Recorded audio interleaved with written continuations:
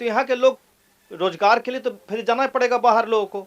तो ये चीज को सरकार समझती नहीं है। सामूहिक गौचर भूमि हुआ करती थी, जिसमें गाय पालने वाले लोग गाय चराते थे, भैंस पालने वाले लोग भैंस चराते थे।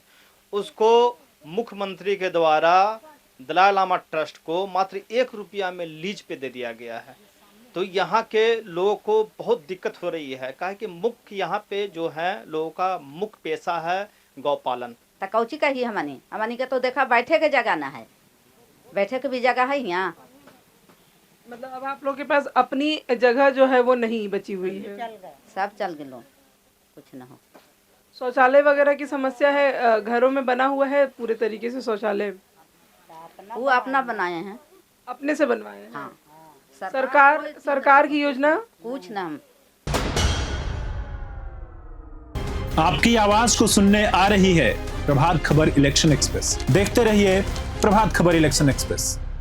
नमस्कार, प्रणाम। मैं प्रेरणा चौरसिया आप सभी का स्वागत करती हूं प्रभात खबर के इलेक्शन एक्सप्रेस में। लोकतंत्र का महापर्व बिहार में 2 महीने में शुरू होने वाला है और ऐसे में पिछले 5 सालों में विधानसभा क्षेत्रों में कितना काम हुआ है, जनता कितनी खुश है और जनता कितनी समस्याओं का सामना कर रही है, ये जानने के लिए हमारी इलेक्शन एक्सप्रेस निकली हुई है। इस वक्त हम मौजूद हैं बोधगया विधानसभा क्षेत्र के बैजू बिघा में।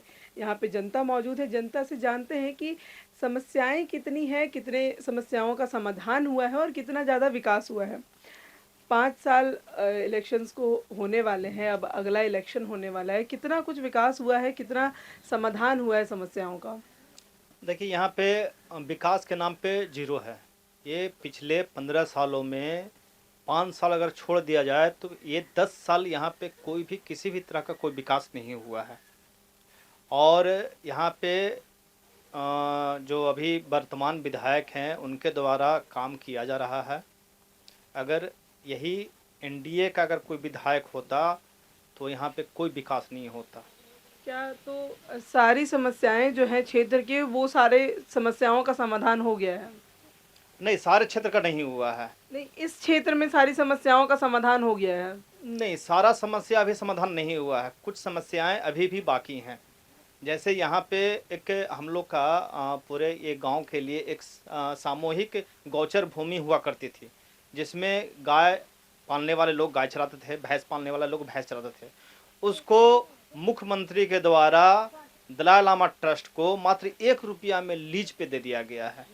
तो यहाँ के लोगों को बहुत दिक्कत हो रही है, काहे कि मुख्य यहाँ पे जो है लोगों का मुख्य पेशा है गौपालन, दूध पालन, दूध बेचते हैं, दूध का व्यापार करते हैं। और उसके वजह से यहाँ पे बहुत लोगों को दिक्कत हो रही है। जैसे कहते हैं कि पलायन को रोकना है, तो मजबूरी में यहाँ के लोगों को बाहर जाना पड़ जाएगा ना। काहे कि जो यहाँ का मुख्य जो बिजनेस है दूध बेचना, गौ पालन करना, उसका जो ज़मीन था उसको तो आपने लीज पे दे दिया। तो यहाँ के लोग रोजगार के लिए तो फिर जाना पड़ेगा बाहर लोगों को। तो ये चीज़ को सरकार समझती नहीं है। अब गौचर भूमि इस गांव का था, इस लोगों का, इस कस्बे का था, आपने उसको दे दिया ट्रस्ट को, वो भी दलाई लामा ट्रस्ट को। यहाँ पे इतने भी बौद्ध मोनेस्ट्री चाहे जितने भी बाहर के मोनेस्ट्री बनाकर यहाँ के लोगों को तो पलायन करने पर मजबूर कर दे रही है सरकार। जी बिल्कुल। क्षेत्र की और ऐसी कौन सी समस्याएं हैं जिसका जो है अभी तक समाधान नहीं हुआ है, जो मूलभूत यहाँ की ज़रूरतें हैं वो पूरी नहीं हो पाई है क्षेत्र की? यहाँ बूथ सर्किट है, बूथ सर्किट में तो लोग, विदेशी लोग भी आते हैं। कुछ यहाँ काम हुआ नहीं। रोड किनारे जो लगना चाहिए पेड़ पौधा, वो नहीं हो पाया। और लोग जो गरीब गुरुआ है उसके लिए कुछ काम नहीं हुआ। तो इसके लिए तो नीतीश कुमार को देखना चाहिए था। कम से कम बूथ सर्किट है, इसमें कार्य होना चाहिए। क्षेत्र की समस्याओं से जो है वो क्षेत्रीय जो लोग होते हैं वो ज़्यादा अवगत होते हैं। कौन कौन सी मुख्य समस्याएं हैं जिनका समाधान अभी तक नहीं हो पाया है? अभी फ़िलहाल धीरे धीरे तो समस्या का समाधान हो रही है। जैसे हमारे क्या नाला का बहुत बड़ा दिक्कत था, विधायक जी द्वारा नाला हमारे क्षेत्र में बन रहा है। सड़क का प्रॉब्लम है, वो भी विधायक जी बोले हैं कि धीरे धीरे हम लोग कर देंगे। मतलब सारे चीज़ों पे काम जो है वो धीरे धीरे हो रहा है। धीरे धीरे काम हो रहा है विधायक जी द्वारा। रोजगार का मुद्दा जो है वो काफ़ी अहम होता है और आप युवा हैं, युवाओं के लिए रोजगार सबसे महत्वपूर्ण होता है। रोजगार के क्षेत्र में क्या कुछ काम हुआ है? रोजगार के क्षेत्र में तो अभी मैं फिलहाल तेजस्वी जो आए थे कुछ दिन पहले, जो 2 महीने में लगभग 1 लाख की नौकरियां दी गई थी, तो फिर उसके द्वारा अभी तक तो कोई रोजगार के लिए नहीं अभी हुआ उसके बाद कुछ रोजगार का पहल नहीं हुआ है? नहीं हुआ मैम। जी बिल्कुल। यहाँ महिलाएं भी हैं, महिलाओं से जुड़ते हैं। अनाज मिलता है समय पे?